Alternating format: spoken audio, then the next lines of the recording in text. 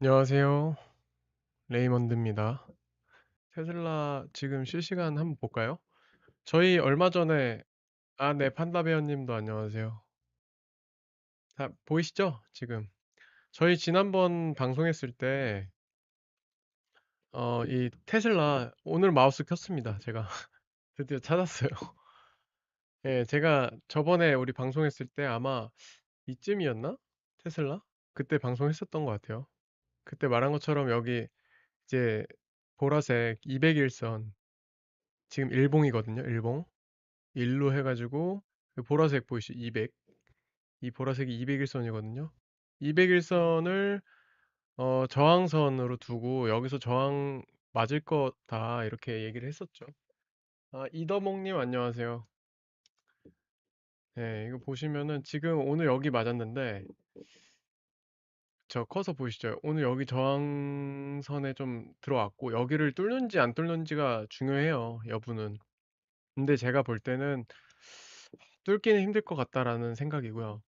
지금 보시면 여기서 아래로 내려왔다가 저항 한번 두드리고 내려오고 저항 한번 다시 온 건데 일단은 왜 지금 네 리즈치즈님 안녕하세요. 저희 여기서 왜 이게 맞을 것 같냐 더 오르기 좀 힘들 것 같냐라는 게 왜 그랬냐면 일단 뭐 봐야 돼요. 여기 뚫고 여기까지 갈 수도 있겠지만 일단은 미국 증시가 특히 이 성장주가 상승을 할 수 있냐를 먼저 봐야 돼요. 테슬라가 상승할 수 있냐를 떠나서 지금 성장주가 상승할 수 있냐를 봐야 되는데 조금 좋지는 않다. 그 많은 분들이 저희가 스레드에서 많이 보셨을 거예요. 왜 뭐가 안 좋고 지금 미국 상황이 사실 안 좋잖아요. 관세로 인해서 뭐 물량도 줄고 있고 뭐 점점 그거로 인해서 뭐 실업률도 오를 것 같고 인플레이션도 올 것 같고 이런 일들이 많잖아요. 그렇기 때문에 불안하다 이런 게 있지만 그거 말고도 제가 한번 내용을 보여드릴게요. 음, 일단 이거는 그때 2008년 모기지 터졌을 때 스레드 내용 제가 작년 9월에 담았던 거거든요. 이때 내용 한번 간단히만 보여드릴게요. 2007년에 미국에서 사건이 터졌다라고 해서 빅쇼트 영화 보셨을 거예요. 그때 이제 어, 미국의 부동산 시장이 버블이 꼈다가 이제 서브프라임 모기지 사태 해가지고 도미노 연쇄 부도 나면서 도미노 붕괴했던 사건이죠. 그때 이거 내용을 대충 보시면 2008년 9월에 이 부채 담보부 증권이라는 게 있는데 이게 리먼 브라더스가 많이 갖고 있었어요. 이때 이제 부동산이 시장이 무너지면서 리먼 브라더스가 이 부채 담보부증권을 많이 갖고 있었다가 파산하게 되는 거죠. 그래서 뭐 간략하게 보면 S&P 500이 2007년에 1500에서 1년 6개월 만에 660까지 빠진 겁니다. 엄청 많이 빠진 거죠. 이때 비율로 보면 지금 1570에 반토막이면 뭐 750, 뭐 770 이 정도인데 지금 그 반 이상으로 빠졌다는 얘기예요. 어쨌든 이런 사건이 일어나기도 한다. 50% 이상, 한 거의 60% 가까이 빠지기도 한다라는 거고요. 이때 당시에 세계 GDP가 여기에서 보이는 게 여기 보이시죠? 이머징 마켓, 유나이티드 스테이트, 이건 미국, 중국, 이 빨간색 줄이 토탈이에요. 이게 경제 성장률이고 여기 보이시는 숫자가 6, 4, 2, 뭐 이렇게 보이는 게 이제 플러스고 경제 성장이 되고 있다. 이 밑으로 가면 이제 마이너스 성장이란 소리예요. 이때 경제 성장률이 이 지금 모기지가 이제 터지기 시작하는 시점부터 여기 이제 꺾이기 시작하는 지점부터 이제 떨어지는 거거든요. 이때부터 급격히 떨어지면서 8월, 아니 2008년 9월에 이제 모기지가 파산합니다. 그때가 여기쯤일 거예요. 이게 9년하고 8년 사이에 여기쯤이네요. 여기쯤 이제 모기지가 파산했다는 소리는 이때 이제 주식시장, 그 주택시장의 붕괴가 엄청나게 되고 있다라는 내용이니까 이 전부터 이제 세계 경제 성장률이 빠지기 시작하는 거죠. 지금 전 세계적으로 경제 성장률이 또 빠지고 있죠. 우리나라만 봐도 뭐 몇씩 떨어지고 있다. 미국도 최근에 뭐 발표한 거 보면 막 마이너스로 찍혀 있는 것도 있고, 중국 같은 경우도 이제 그런 무역 전쟁에 의해서 경제 성장률이 조금씩 빠지고, 그렇기 때문에 어떻게 보면 지금이 경제 성장률이 빠지는 지점일 수도 있어요. 빠지는 지점일 수 있고, 뭐 이때 당시에 경제 성장률이 많이 빠지면서 그때 리만 브라더스 파산하고 경제 성장률이 전 세계가 마이너스로 평균이 돌아선 거예요. 이거면 진짜 큰 위기거든요. 그냥 지구 자체가 경제를 역행하고 있다라는 거니까. 근데 뭐 다행스럽게 또 2009년 상반기 지나서 이게 좀 회복되기 시작했어요. 자, 근데 이 차트에서 보셔야 될 거는, 자, 보세요. 이 모든 것들이 마이너스로 빠지는데, 여기 하늘색은 마이너스로 안 빠졌죠. 여기 있는 것들은 이만큼이 마이너스로 빠진 건데, 이 하늘색이 뭐냐면 중국입니다. 물론 이때 중국 증시도 많이 빠져요. 2007년, 2008년 이렇게 되면서 쭉 빠질 때, 이때 중국 증시도 많이 빠집니다. 하지만 중국 경기는 플러스 상황이었어요. 물론 저기 2% 미만으로 됐지만, 뭐 1점 몇 프로 아니면은 뭐 0.9%이 정도였지만 경제 성장이 되고 있었다는 거죠. 다른 데가 마이너스일 때. 이때 그래서 중국이 엄청나게 성장을 하게 됩니다. 제가 이거 차트 하나 보여드릴게요. 음, 이거죠. 제가 방금 보여드렸던 건데, 자, 이게 2007년 기준입니다. 2007년이면은 이때죠. 이때. 이제 막 꺾이려고 할 때, 이때쯤에 경제 성장률, GDP 규모를 보면 미국이 13조 1등이었고, 일본이 4조, 독일이 3조 3천억, 중국이 3조 2천억이었어요. 이 당시 때만 해도 중국이 4위였습니다. 그리고 지금 보면은 뭐 영국이랑 뭐 1조도 차이 안 났었죠. 2조 7천억인데 중국은 3조 2천억, 그리고 독일은 3조 3천억, 일본이 많이 컸어요. 4조 3천억으로. 오히려. 그런데 그 상황이 지나고 나서 2007년 이후에 아까 중국이 경제 성장률이 높았었잖아요. 지금 여기 좀 위에 연도가 잘리는데 뭐 아시겠죠? 2010년, 11년, 12년, 13년, 14년이에요. 자, 미국만 볼게요. 미국 GDP 15,000에서 15,000 그대로 유지하고 16,100, 16,700, 17,400. 그렇게 크게 증가하진 않았어요. 근데 여기 중국 보시면 5,800, 6,900, 8,400, 9,400, 만. 증가가 다르죠. 지금 여기서 보면 중국의 GDP가 미국의 3배 정도 적었는데 이때 2014년만 봐도 뭐 2배도 차이가 안 나죠. 근데 여기서 보세요. 일본 같은 경우 5,400, 5,800, 5,900, 4,800, 4,700. 오히려 성장을 하다가도 또 주는, 독일 같은 경우도 3,300, 3,600, 3,500, 3,600, 3,800. 변화가 없죠. 뭐 다른 나라들도 사실 마찬가지예요. 그래서 이걸 보면 아, 이때 당시에 2007년에서 2008년 경제 위기를 겪고 중국이 버티고 버티면서 굉장히 많이 올라왔고, 그 이후에도 2010년부터 14년 그 이후에도 중국이 엄청나게 치고 올라왔다. 미국이나 다른 나라에 비해서 특히 많이 치고 올라왔다. 이때 중국이 지금 이 일본이랑 뭐 독일이랑 프랑스 이런 나라들과 비교할 수 없을 정도로 커졌죠. 지금 일본의 2배가 넘었어요. 이때 이미. 뭐 이때 얘기를 해드리는 건 뭐냐면, 이때 같은 상황이 만약에 일어났을 때 이때 중국이 지금처럼 이때처럼 버텨서 다른 나라 특히 선진국과 미국이 마이너스 성장일 때 중국이 플러스 성장으로 버텨준다면, 이때 2010년 이후에 특히 뭐 이때도 성장을 했지만 이때부터 2010년대 이후에까지 중국의 경제 성장은 다른 나라 GDP를 격차를 너무 많이 벌릴 수 있고 미국과 GDP 격차를 굉장히 많이 좁힐 수 있겠다라는 가능성이 있습니다.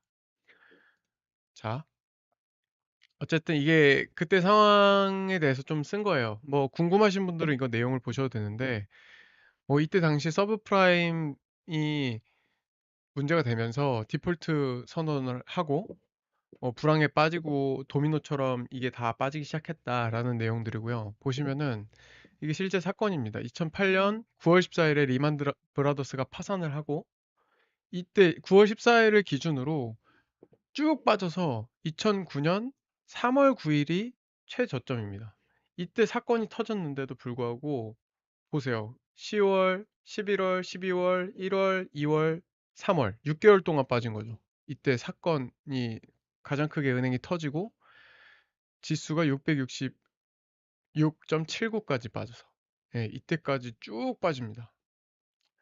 그래서 제가 말하고 싶은 거는 이 그림은 이제 리만 브라더스 파산하고 이게 마지막 사진이라고 합니다. 이 직원들 모아놓고 이제 뭐 해고 얘기하겠죠. 우리는 이제 끝났다. 다들 잘 살아라. 뭐 이런 얘기 했겠죠. 어쨌든 이런 사건이 오게 되면 예를 들어 중국 같은 나라에서는 엄청난 기회가 될 수 있어요. 이런 위기를 겪었을 때 어떻게 치고 올라오느냐에 따라서 그 나라가 이제 두 번째, 세 번째, 네 번째를 다 치고 올라올 수 있는 나라가 될 수 있고 자칫 잘못하면은 이제 1위인 미국을 넘볼 수도 있을 수도 있다. 미국이 그만큼 충격을 받을 때. 뭐 그런 얘기입니다. 뭐 일단은 그 얘기는 이제 잠깐 했고, 자, 문제가 뭐냐. 그러면 이거는 10년과 2년 국채 금리 차에 대한 그래프예요. 우리가 많이 들어봤죠. 금리 차 역전 현상은 좋지 않다. 자, 이때예요. 2022년부터 2024년까지, 어거스트까지 이게 금리차 역전된 상황입니다. 이 까만 그래프가 여기 보시면 0이라고 써 있어요. 0이란 소리는 뭐냐면 지금 10년 금리차 빼기 2년 금리차를 했는데 여기 밑에 있다라는 소리는 뭐가 더 큰 거예요. 이 2년 금리차 금리가 더 높다라는 소리죠. 뒤쪽이 이제 앞에 빼기 뒤에니까. 2년 금리가 더 높으면 사실은 맞지가 않죠. 우리가 미국 국채를 보면은 음, 미국 국채 보면은 자 이거 10년 국채 금리 여기 위로 갈수록 높죠. 4.7이고 30년물이 4.7, 10년물 4.2, 2년물이 3.7이에요. 이게 원래 정상이거든요. 이 2년물, 10년물, 30년물 볼 때. 이게 무슨 말이냐면 그렇게 보시면 돼요. 우리가 짧은 기간에 빌리는 금리하고 장기간에 빌리는 금리하고 같은 가격일 때 제가 친구한테 야, 1년 동안 1,000만 원만 빌려줘. 내가 금리 3% 쳐줄게 하는 거랑 야 나한테 1,000만 원만 빌려줘. 30년 뒤에 갚을게 라고 하면 더 높은 금리를 줘야죠. 무슨 말인지 아시겠죠? 그 단기간보다는 장기간은 제가 이 돈을 뭔가 받기 위해서는 그만큼 시간이 오래 걸리니까 더 높은 금리를 원래는 취하죠. 그렇기 때문에 장단기 금리에서 원래 장기 금리가 더 높아야 합니다. 근데 여기서 역전이 됐다라는 소리는 이 아래 단기 금리가 더 높다라는 소리고 단기 금리가 그럼 왜 높았냐라고 보면 단기 금리의 자금이 빠져나와서 그래요. 근데 단기 금리의 자금이 그럼 왜 빠져나오냐라고 보면 뭐 두 가지 경우가 될 수 있는데 미국 정부가 단기 국채를 너무 많이 발행해서 단기 국채 금리가 엄청 올라갔다. 또는 미국 증시가 너무 많이 과도하게 올라서 거기 단기 국채에 있는 자본들이 빠져나와서 증시로 흘러들어갔다. 라고 보는 거예요. 그래서 장단기 역전 현상이라고 하면은 증시가 버블이다. 버블인 상황이다. 라고 보는 거예요, 주로. 자, 길게 볼게요. 이 맥시멈이고요. 여기 까만 선 아래가 장단기 역전 현상일 때죠. 자, 여기 뭐 이 뒤쪽은 조금 복잡하니까 80년도, 70년도 이때는 이라크 전쟁 있고 뭐 이때 뭐 오일 쇼크 있고 이럴 때라서 여기부터 볼게요. 뭐 89년 이때부터도 좀 복잡하니까 네. 레하 너무 귀여운 인사말이네요. 예, 반갑습니다. 여기 보세요. 2000년 닷컴 버블일 때도 이때도 아래로 잠깐 내려왔죠. 이때 증시가 미친 듯이 올라가서 2000년대 제가 그래프 안 보여드려도 알 거예요. 2000년대 증시가 쭉 상승했기 때문에 단기 국채에 있던 돈들이 빠져나갔고, 근데 이때부터 폭락하기 시작하죠. 이 까만색이 뭘 의미하냐면 리세션을 의미합니다. 그러니까 이제 증시 시장에 엄청난 조정이다라고 해서 리세션을 의미하는데, 리세션이 시작되면 갑자기 이게 치솟기 시작하죠. 물론 이 전부터 치솟기 시작하는데 리세션이 될 때 확 치솟기 시작합니다. 여기 보시면은 리세션이 될 때 이거는 아주 짧았지만 코로나예요. 코로나 때 이때 확대해서 보시면 이때도 살짝 이렇게 됐었어요. 어쨌든 이렇게 코로나 시기 때도 이때 쭉 오르는데, 왜냐면은 이제 단기 국채나 그쪽으로 금리가 그 증시가 빠지니까 단기 국채나 그쪽으로 돈이 흘러 들어가죠. 그렇기 때문에 지금 보시면은 문제가 이렇게 역전됐다가 올라오는 시점은 이제 버블이 꺼지고, 그 꺼진 버블에 있던 돈이 단기 국채로 싹 빨려 들어오면서 이게 역전된 현상이 급격하게 해소되는 거예요. 단기 금리가 떨어지고 급격하게 떨어지고, 이때도 마찬가지고요. 이럴 때 해소되면서 쭉 떨어지고 해소되면서 쭉 떨어지고. 근데 이거 보세요. 얼마나 심각한지. 최근에 코로나 이후에 특히 2022년에 2021년 11월부터인가요? 증시가 뭔가 빠지기 시작했죠. 빠지기 시작하면서 2022년 11월쯤까지인가요? 그죠? 2022년 11월에 저점을 찍었어요. 찍고 이때부터 아니 이게 왜 이렇게 많이 빠졌지라고 하면, 이때 미국이 단기채를 엄청 풉니다. 이 증시 방어하려고. 미국 대선이 있었기 때문에 증시 방어해야 되기 때문에 단기 국채를 엄청 많이 발행해요. 자, 이때예요. 이때 이제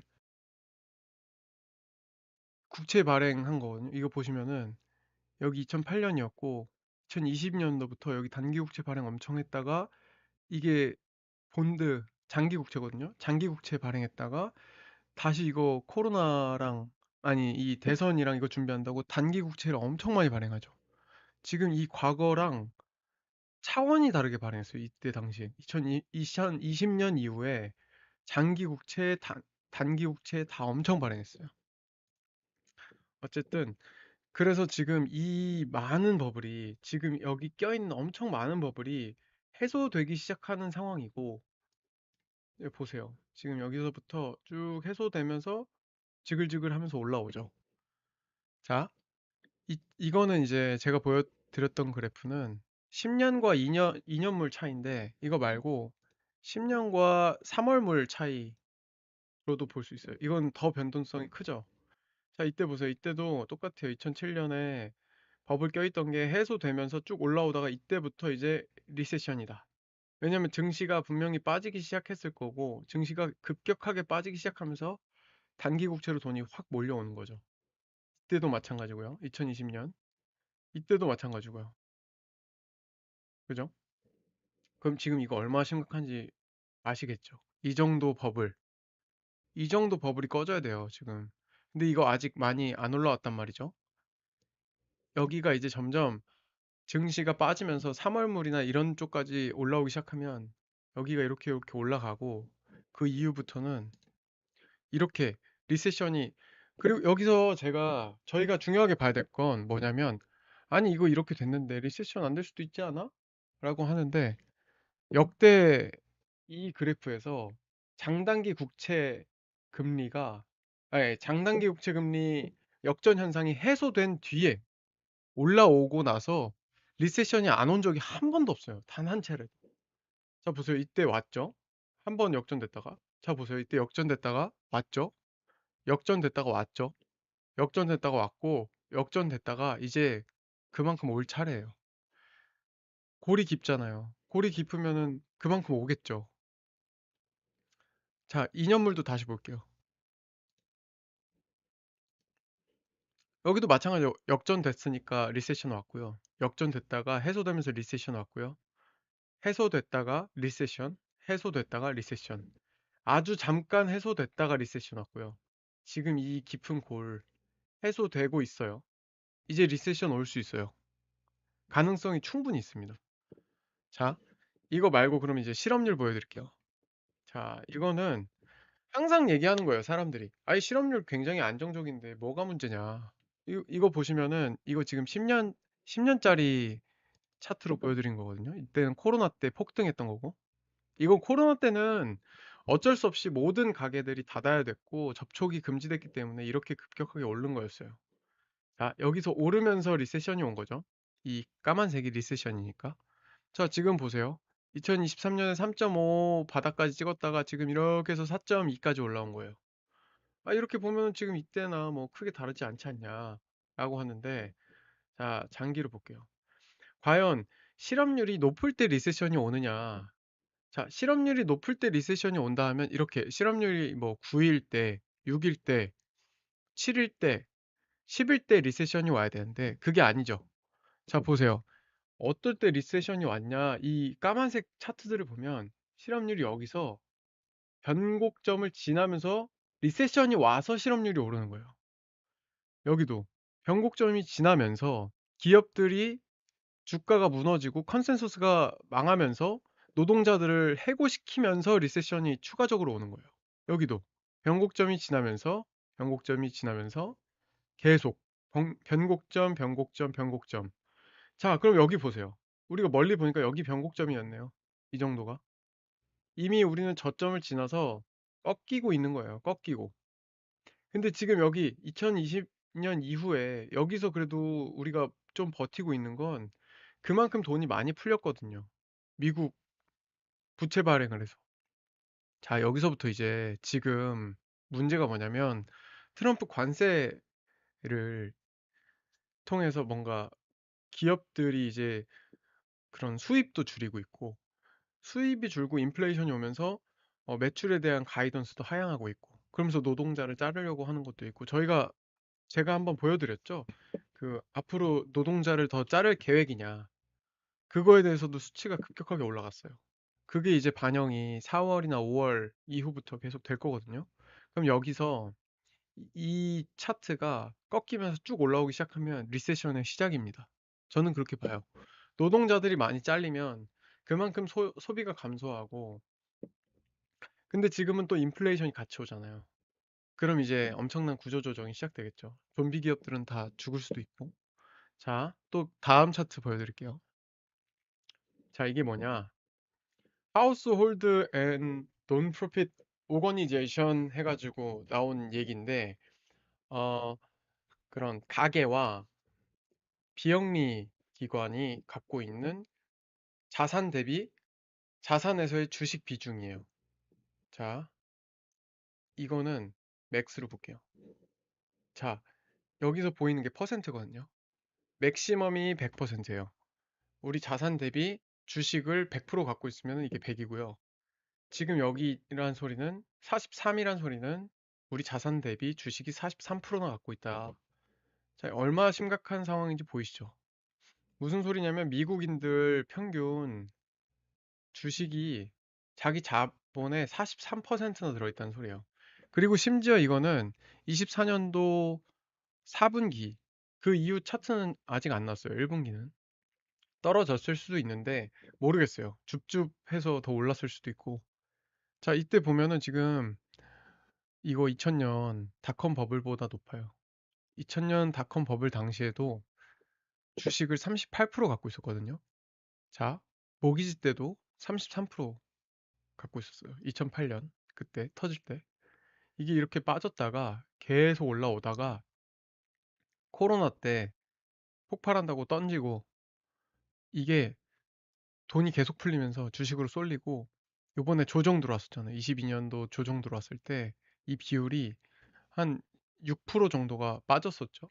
근데 그게 이때 당시에 아마 이때 못 먹어서 배 아팠던 사람들부터 그리고 이때는 쭉 많이 올랐잖아요. 대선 준비한다고. 이때 주식 비중이 이전보다도 올라갔습니다.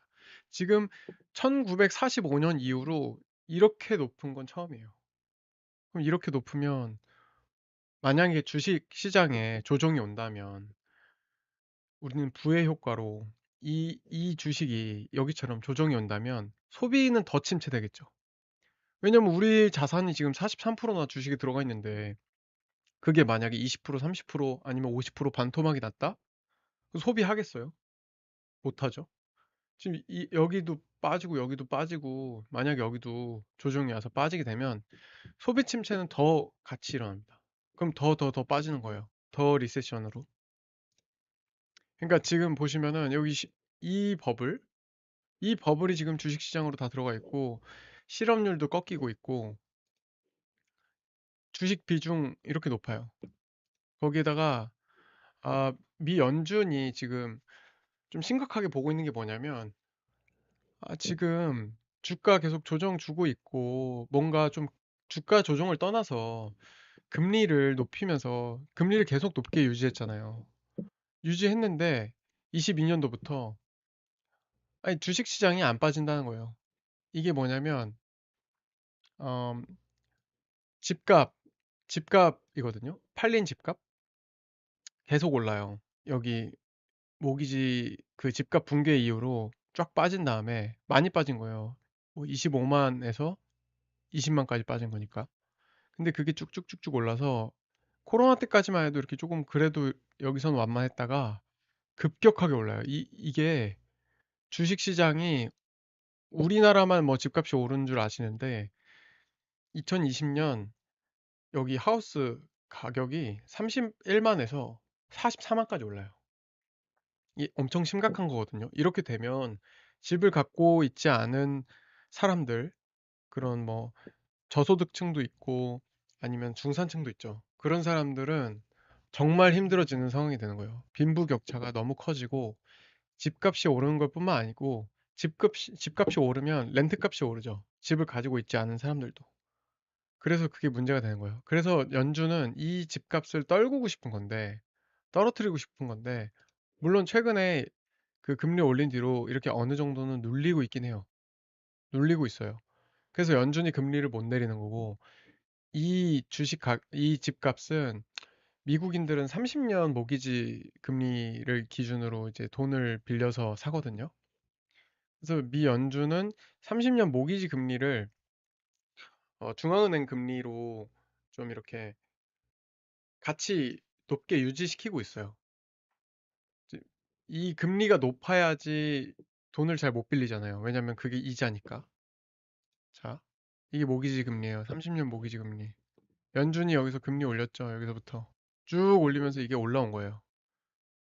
계속 올라오고 여기가 높게 유지되고 있잖아요. 이 높게 유지되고 있는 이유가 집값을 빼기 위해서. 근데 집값이 안 빠져요. 이상하게. 자, 보세요. 자, 10년 단위로 한번 볼게요. 이 10년이구나. 그래요. 10년 단위로 봤죠. 자, 이때보다도 집값이 높죠. 자, 그러면 보세요. 2015년 이후로 이때보다도 지금 모기지 금리가 높은 상태예요. 7이잖아요. 7. 금리가 7.5예요. 7, 7.5, 7, 6. 자, 이때는 4, 3, 4 이래요. 근데 이 당시에 집값보다 여기는 지금 금리가 높은데도 불구하고 집값이 안 빠진다는 거죠. 이 집값이 빠져야 되는데. 이때 이제 3, 4였는데도 집값이 이렇게 천천히 올라왔는데 지금은 이 금리가 이렇게 높은데도 집값이 안 빠지고 있다. 이게 문제다라는 거예요. 이게 얼마나 금리가 높냐면 이게 지금 장기 그래프거든요. 자, 여기 6에서 7 여기 쭉 이어가면 지금 이쯤이에요. 닷컴 버블 당시. 근데 여기는 원래 고금리였어요. 고금리였다가 얘가 내려온 건데 지금 여기만큼 금리가 올라온 거예요. 지금 얼마나 높아요. 엄청 높은 상태거든요. 모기지 금리가. 근데 주택 가격이 안 빠진다라는 거예요. 이 주택 가격이 이상하게. 이게 좀 빠져야 되는데. 그래서 연준이 금리를 못 내려요. 금리 내리는 순간 지금 금리가 여기 있는데도 집값이 위에 있는데 금리 내리면 이거 집값 더 오르거든요. 그럼 이제 미국 경제에는 주택 버블이 다시 심각해지는 겁니다.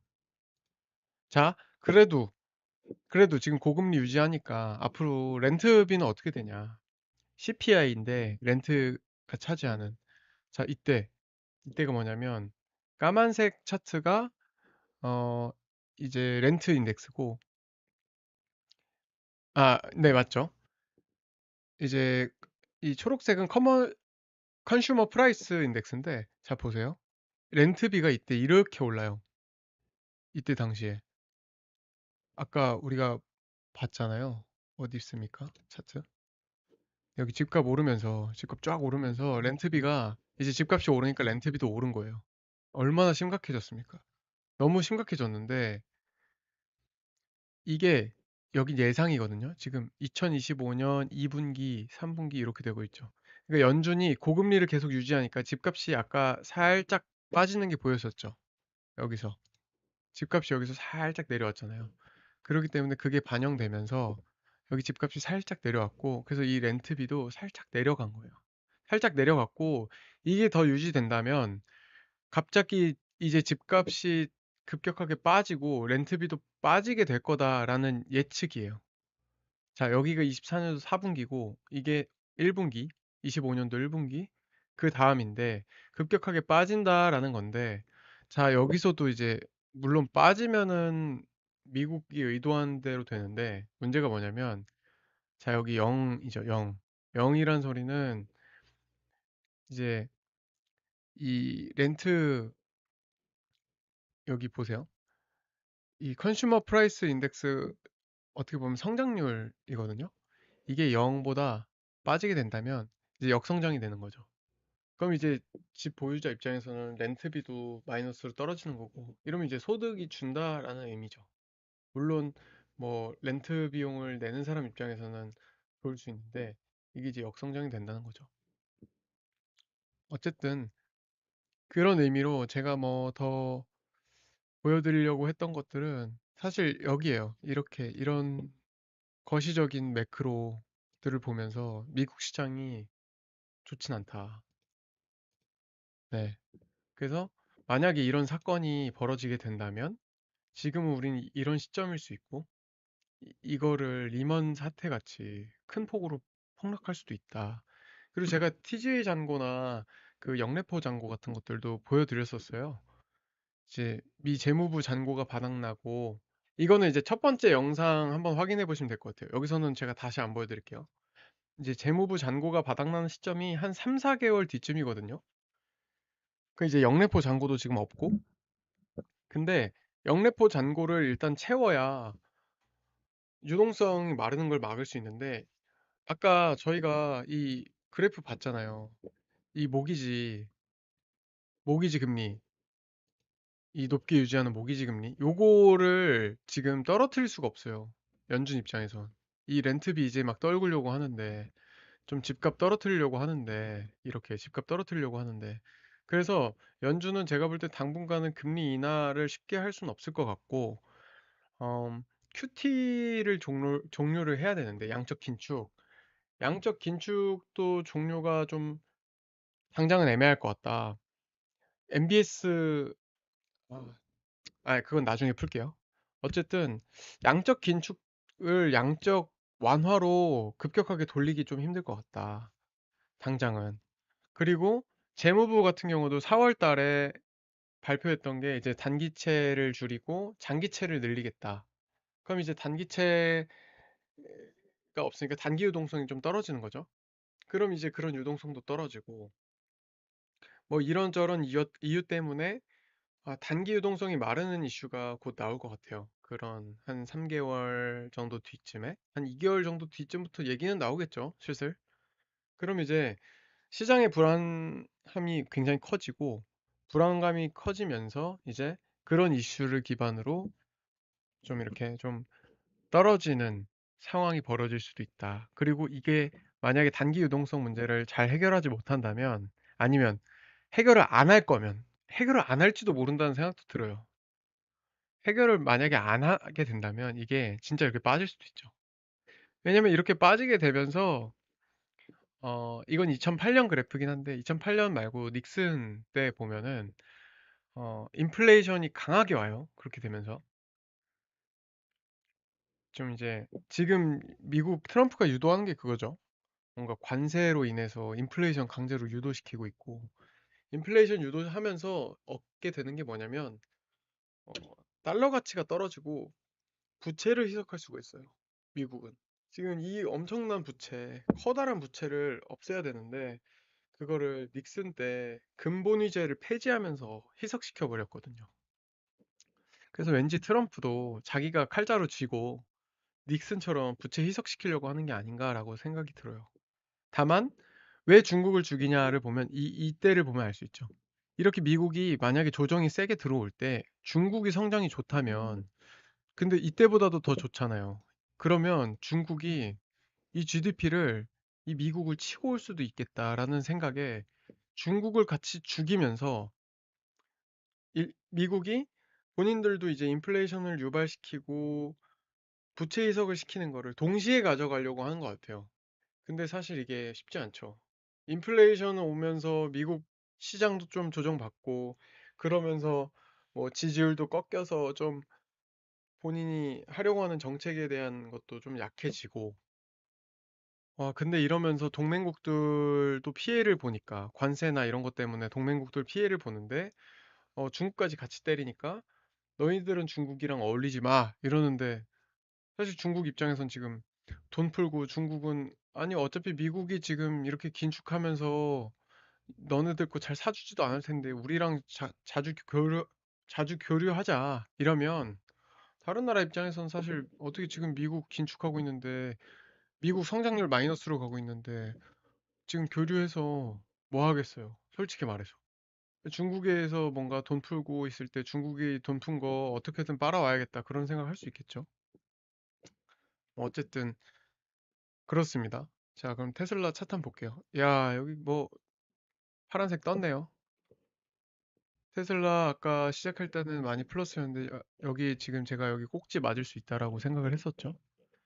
만약에 그래서 지금 여기서부터 쭉 빠졌는데 여기서 좀 횡보하다가 분명히 여기서 뭐 헤지펀드나 사모펀드들이 가지고 놀다가 여기 저항선에서 이제 숏 포지션 구축하면서 개미 꼬시기는 다 됐고 여기서부터 이렇게 쭉 빠지는 그림이 나오지 않을까 싶어요. 주봉으로도 한번 볼까요? 주봉으로는 크게 뭐 보기가 힘드네요. 나스닥 차트? 어. 이 참 그래프가 이게 뭐예요? 이게 완전 봉 이렇게 길게 나오고 길게 오르고 길게 나오고 길게 오르고 와 이거는 진짜 어쩌자는 건지. 자 여기 일봉 보시면은 나스닥도 비슷해요. 이게 어떻게 보면 쌍바닥처럼 보여주는데 여기 나스닥 기준에서 여기 정도 저항선일 수 있거든요. 저항선 안 올 수도 있고 지금 여기서 비비다가 데드캣처럼 주고 쭉 빠진 건데 여기서도 여기를 주거나 아니면 여기서 이렇게 계단식으로 하락할 수 있다. 근데 이제 제가 말하는 건 미국 증시가 굉장히 좋은 상황은 아니기 때문에 한 3개월, 2개월 아니면 4개월 뒤쯤부터 좀 크게 문제가 터질 수도 있지 않을까 이런 생각이 있습니다. 자, 애플도 보세요. 애플도 여기 지금 여기 맞았네요. 거의 여기 맞고 떨어지려 하죠. 분봉 볼까요? 오늘 분봉? 뭐 분봉 봐서 뭐 합니까, 솔직히. 테슬라 테슬라 분봉 비슷해요. 이게 이거 이렇게 올랐다가 쭉 빠지는 건데 참 사실 저는 아까 여기서 테슬라 숏을 타긴 했습니다. 어떻게 될지 모르겠지만 뭐 이런 말씀을 드려도 모르겠는데 뭐 따라하지 마세요. 저는 그냥 여기서 테슬라 숏 한번 탔습니다. 방송하기 직전에. 자, 이거 그림 보세요. 얼마나 무서워요. 지금 한번 두드렸고 밑에 두드렸고 여기 두드리고 빠지는 그림 아닙니까? 이건 그냥 저는 뭐 차트 그렇게 차트만 신뢰하면서 보진 않기 때문에 어쨌든 지금 이렇습니다. 그래서 사실 그래서 이렇게 미국 증시가 빠지고 급격하게 만약에 빠진다면 3개월, 4개월 뒤에 아니면 2개월 뒤에 이머징 마켓이나 중국 증시나 뭐 한국 증시는 안 빠질까? 빠지겠죠. 당연히 빠지겠죠. 당연한 건 없어요. 자, 100%는 없습니다. 근데 아주 큰 확률로 빠지겠죠. 증시가 미국 증시라는 게 빠지면서 그런 불확실성이 증가하니까. 대신 회복이 다를 수 있죠. 아까 우리가 차트 여기 이런 그림 보여드렸다시피 중국이 GDP 성장한 거와 같이 미국이나 다른 나라들 특히 뭐 미국이겠죠. 미국이 차장님 안녕하세요. 미국이 빠질 때 이제 걔네 그 이제 미국이 조정을 받고 있을 때 중국 같은 경우나 한국 같은 경우 빠졌다가 금방 반등하고 그 이상으로 오를 수 있죠. 이제 미국에서 빠진 자금들이 허공에서 돌다가 뭐 금으로 갔든 뭐 국채로 가든 엔화로 들어갔다가 아 이제 미국 증시는 잠깐 당분간은 쉬어야 돼. 그런 이머징 마켓에서 특히 좀 괜찮은 기업들로 갈 거야. 자, 여기서 트럼프가 하려고 하는 의도가, 자, 트럼프가 여기서 인플레이션을 유발시키면서 닉슨과 같이, 이게 닉슨 쇼크인데, 제가 차트를 안 찾아놨네요. 닉슨 쇼크. 다음에 보여드릴게요. 닉슨 때도 이제 부채, 그 이제 근본이지 폐지하고 이러면서 그 이후에 72년도, 3년도 이쯤부터 인플레이션이 뭐 한 13%, 14% 이렇게 왔거든요. 그러면서 대신 부채가 희석됐어요. 제조업은 다 망했긴 한데, 트럼프도 어떻게 보면 부채 희석하는 거를 조금 가져가려고 하지 않을까. 물론 달러 약세를 가져가면서 무역 적자 축소를 하려고도 하겠지만 그렇다고 해서 플러스가 되진 않아요. 무역 적자가 미국이 무역 흑자국이 되진 않아요. 그래서 만약에 이렇게 인플레이션을 유발시킨다면 지금 관세를 기반으로 미국 탓이 아니고 밖에 탓을 돌리고 있잖아요. 밖에 탓을 통해서 관세를 유발시키고 물론 본인이 했지만 그걸 기준으로 이제 인플레이션이 온다. 우리의 그 속에 있는 마음은 아, 부채를 희석시켜야지 하면서도 이제 지지율이나 이런 거 신경 써야 돼서 아, 걔네가 미국을 이용해 먹기 때문에 우린 관세를 할 수밖에 없는데 이게 뭐 인플레이션이 왔다 이렇게 볼 수 있죠. 자, 그럼 우리는 어떻게 투자를 해야 되냐? 인플레이션 관련주 투자해야 됩니다. 그러면 기술주나 이런 거보다는 지금 당장 제가 볼 땐 이 이 주택 가격 꺾이기 전까지는 금리 안 내릴 수도 있다라고 봐요. 그리고 만약에 인플레이션이 오면 더 못 내리겠죠. 금리를. 더 유지하거나 차라리 금리를 더 올릴 수도 있겠죠. 인플레이션이 왔기 때문에 우린 금리를 더 올려야 된다라고 할 수도 있어요. 그럼 이제 기술주들 별로 좋지 않습니다. 성장주들. 그럼 이제 인플레이션 관련주, 내수, 그런 소비재, 아니면 원유, 원자재, 저희가 늘 말했었죠. 원유나 원자재나 아니면 뭐 그런 뭐 운임, 이런 쪽. 그쪽으로 하면 될 것 같아요. 히토류는 어떻게 보시나요? 히토류 같은 경우 지금 굉장히 많이 올랐죠, 가격이. 중국이 제재하면서. 뭐 히토류 같은 거는 좀 뭐 일반적인 원자재랑은 다르긴 한데 중국 그런 이제 공급자가 얼마나 많이 푸냐, 소비자가 그걸 얼마나 많이 사냐에 따라서도 많이 달라지긴 하는데 물론 인플레이션이 온다면 그런 비철금속이나 뭐 그런 광물 같은 것들도 다 오르긴 하겠죠. 저는 그렇게 생각합니다. 다만 제가 히토류 쪽을 뭐 보고 있진 않아서 자세히 말씀드릴 수는 없을 것 같긴 해요. 그래서 제가 볼 때는 저희는 미국 성장주 그런 기술주 쪽은 조금 빠지는 게 맞을 것 같고 일단은 트럼프가 원하는 거는 인플레이션 폭락과 인플레이션 폭등과 그 주식시장에서 돈이 좀 빠지면서 국채로 돌고 다시 어차피 여기 리세션 될 때 미국은 국채 발행하면서 다시 올라올 수 있어야 되니까 그렇기 때문에 저희는 인플레이션 관련주 그러면서도 달러가 약해질 거기 때문에 달러 약하는 걸 원할 거예요. 트럼프는. 그런 무역 적자 축소를 위해서. 그러면 엔화나 뭐 물론 원화가 될 수 있겠지만 원화보다는 엔화가 더 기축 통화에 가깝죠. 기축 통화는 이제 달러지만 이제 뭐 두 번째, 세 번째로 볼 수 있는 기축 통화는 엔화니까. 엔화나 아니면은 뭐 레이님 오늘 라이브 채널 영상으로 남겨주시나요? 네, 오늘 영상으로 남기겠습니다. 지금 혹시 몇 분 들어와 계시죠? 잠시만요. 제가 볼게요. 5분? 네.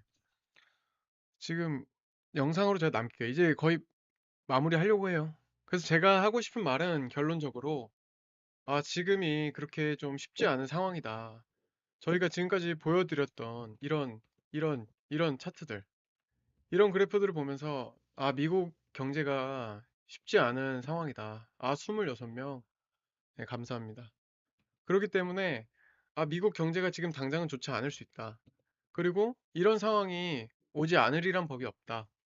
지금 경제 성장률, 세계 경제 성장률 꺾이고 있고, 관세를 기반으로 많이 뭔가 강제적으로 꺾이고 있기 때문에 우리는 이걸 대비하면서 성장주보다는 인플레이션 관련주를 들어가는 게 맞고 260명? 아닐 것 같은데? 그렇기 때문에 그게 맞고 엔화나 뭐 원화는 잘 모르겠지만 엔화나 원화, 차라리 위화나 이쪽으로 좀 돈을 돌리고 거기에 있는 인플레이션 관련주를 사는 게 굉장히 좋을 수 있다. 소비재, 좀 그쪽을 보는 게 좋을 것 같다라는 생각입니다. 네, 오늘 그럼 여기까지 제가 방송을 하고요. 더 보고 싶으신 분들은 네, 여기 제 거 레이먼드 코리아 있죠. 스레드에서 미국의 사건이 터졌다 이 내용이 있어요. 2007년 미국의 사건이 터졌다 이거 아마 인터넷으로 검색해도 뜰 거예요. 제가 인터넷으로도 서칭 되게 해놨거든요. 구글에. 그때 보시면 될 것 같습니다. 네, 많은 분들 지금 유튜브만 보시는 분들은 스레드에서 제가 실시간으로 여기 글 계속 올리고 있으니까 지금 스레드 구독해 주시고요. 뭐 제가 종종 시간 나는 대로 이렇게 유튜브로 뵙겠습니다. 그러면은 오늘 방송은 여기까지 하겠습니다. 레이먼드였습니다. 구독, 좋아요, 알림 설정 감사합니다.